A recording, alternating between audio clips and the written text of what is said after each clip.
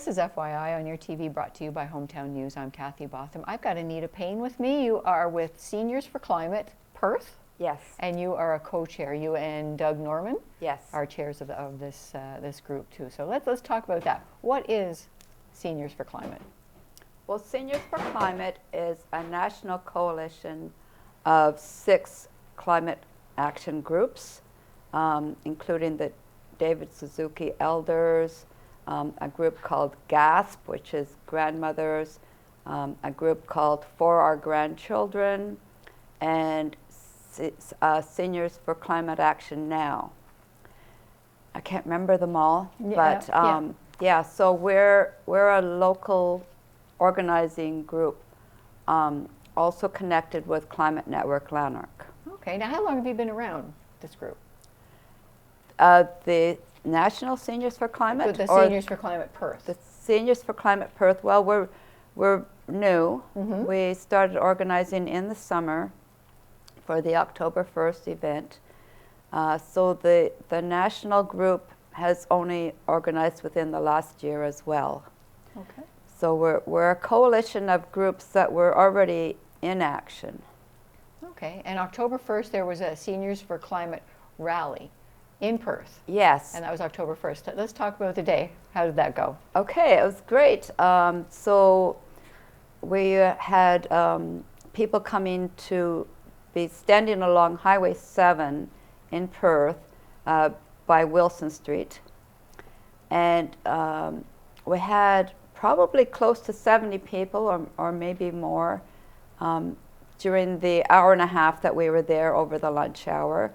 Holding our signs and our banner. Actually, I brought the banner. We have signs that say honk for climate action. So we get a lot of the drivers going by honking and waving, and even some of the big trucks would honk. And so it was very good. It was a great day.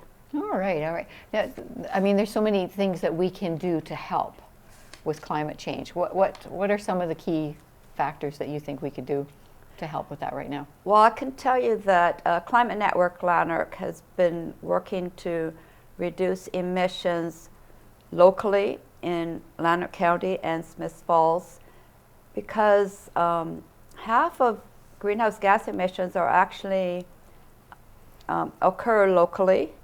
And so their mission, or our mission, is to reduce that by half by 2030.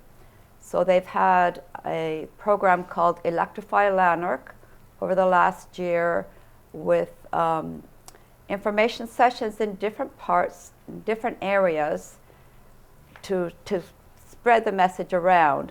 So electric vehicles, electrifying all your outdoor yard work appliances, electrifying your heating system, so getting heat pumps, which also are cooling, so does heating and cooling. And there are cold weather heat pumps now that are available that you don't really need any other backup heat. And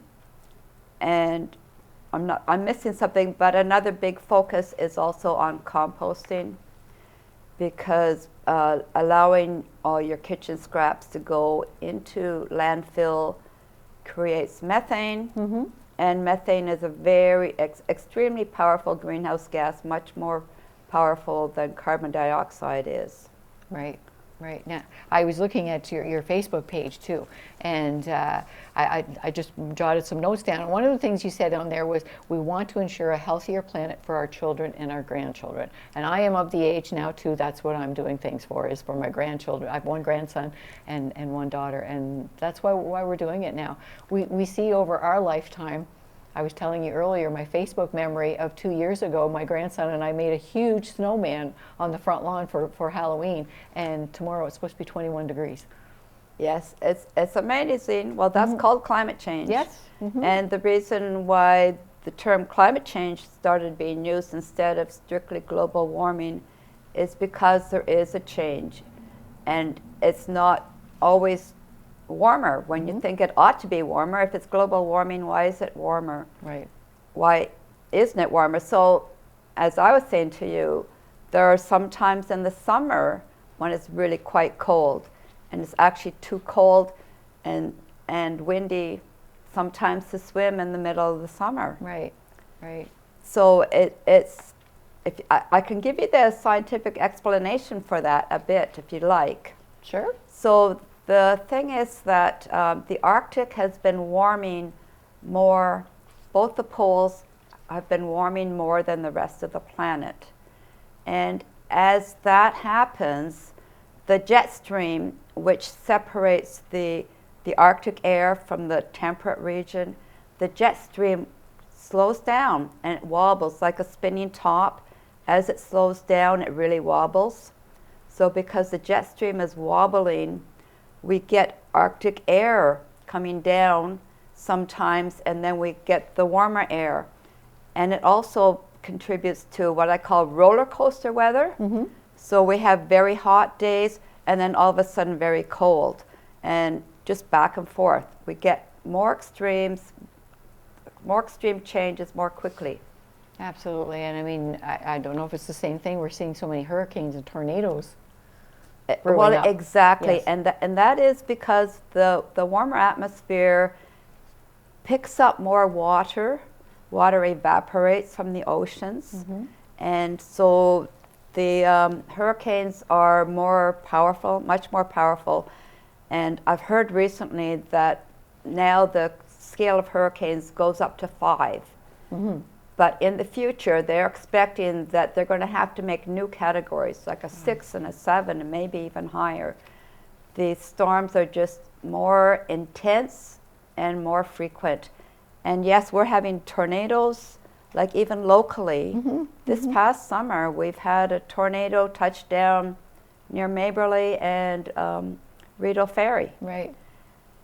And Yeah. it's just, it's becoming so commonplace. We think that things like this don't happen in our area, but they do. It does. It happens in our backyard. Absolutely, absolutely. So let's talk about your group again, the Seniors for Climate Perth. How many members have you got on it?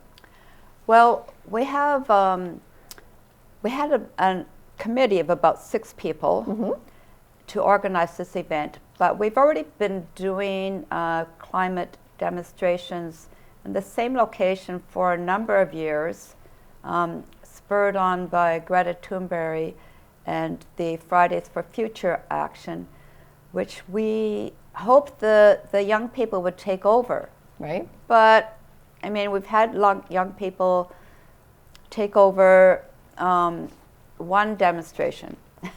And then COVID hit, and it was all crazy and so on. But it was mostly seniors all along.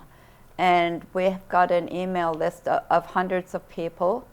And at various times, different people come. And then there's the people that always come every time. All right. Do you meet on a regular basis?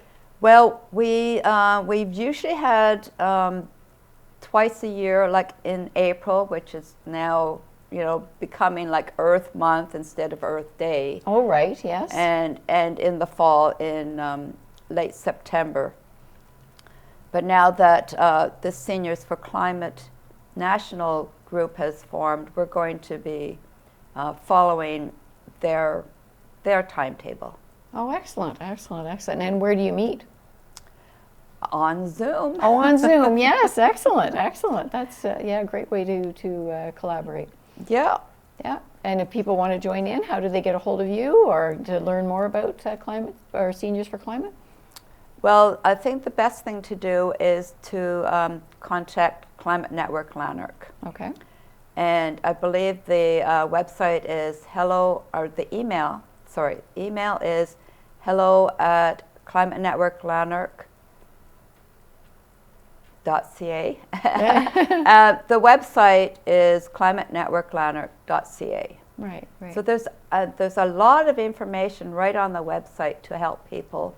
And we've had what we call the concierge program, where we get people together, homeowners in a certain area. It's been done in Almont and Perth so far.